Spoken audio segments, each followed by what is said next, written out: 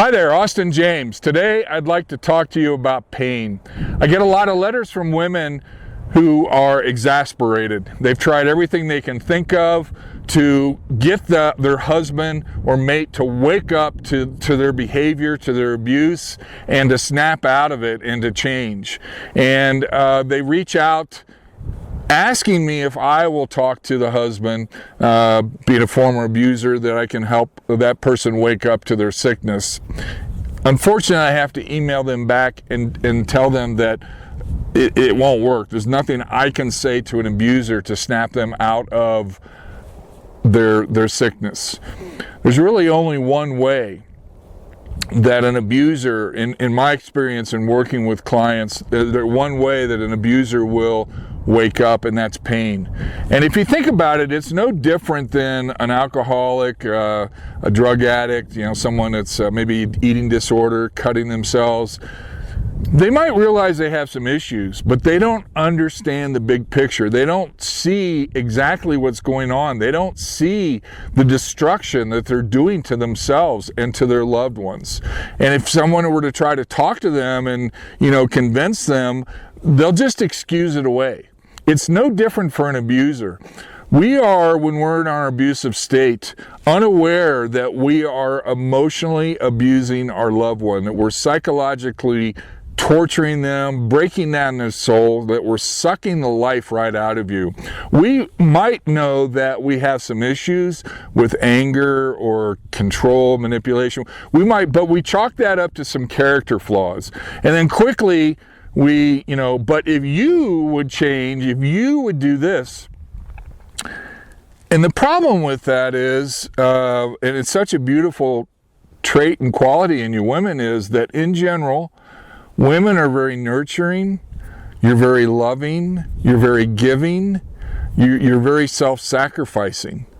And so when you hear these, if you take it upon yourself to try to love more, to try to do more, to try to dress the right way, have the right hairstyle, do sex in the way that he wants it, trying to match exactly what he wants in the hope that doing that will change him.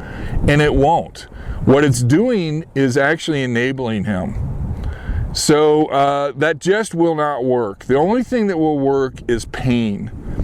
Just like that person that abuses alcohol, drugs, eating disorder, they have to what? They have to hit the bottom of the barrel, which means they have to get to the point where the pain is so great that something in their mind they're able to wake up and receive. It happened to me, I can't explain it, but I was able to receive the truth that I was emotionally abusive. And when that happened, bam, right there, I knew it, I couldn't deny it. So they have to reach that pain point. There's only two ways that hopefully an abuser will reach that pain point. One, you've read it in books, you've heard people talk about it, articles, set boundaries, stay firm to your boundaries. And that's absolutely true. But when you've been in an abusive relationship for years and years and years, generally, in my experience, you're so worn down, you're so beat down, your esteem has been taken, robbed from you, that you don't even, in a lot of cases, feel worthy of setting boundaries. Or you've tried to stand up for yourself, and you get your head ripped off. And so setting boundaries, when I work with clients that have been in a relationship for a while as a victim, it starts with building up the self-worth. I first correct the lies that they've been told and they start to believe, then build up the self-worth. But then later on, we start moving very, very slowly into boundaries. It's a very scary thing for someone to do, ladies, because you know that it's going to be met with great resistance, okay? The second thing that can cause that is you just reach your wit's end. The pain, second thing that can cause pain, is you reached your wit's end and you're done. You give an ultimatum, or you've already moved out, or you give an ultimatum, look, you either change or I'm done. I'm not taking this anymore. I'm taking the kids. We're moving out.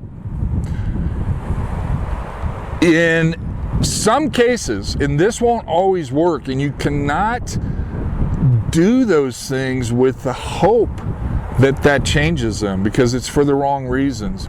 You've got to do that because that's where you're at. You cannot take it anymore, and you're willing to to lose the relationship than stay in it and be just decimated and so forth. So you cannot try, well, I'll move out for 2 months, he'll change, and then I'll get back, because there's no guarantee he'll change. But in a lot of cases, not in a lot of cases, but in some cases, it does work. That's what happened to me. That's what happens in a lot of the clients that I work with. The vast majority of men who are abusers that I work with have had something happen to them to where they've hit a pain point, and they've been able to wake up and go, oh my gosh, I am abusive. Sometimes it's through my book, sometimes it's through my videos. There's one, what I would say to him, that's especially good, where I'm actually reaching out to a male, but there's no guarantee.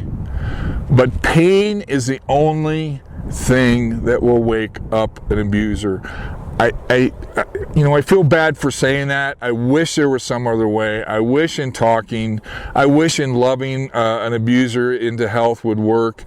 It just will not work. I'm Austin James. If you have any questions, my contact information's down in the description. If you're interested in coaching, there's some links on my website.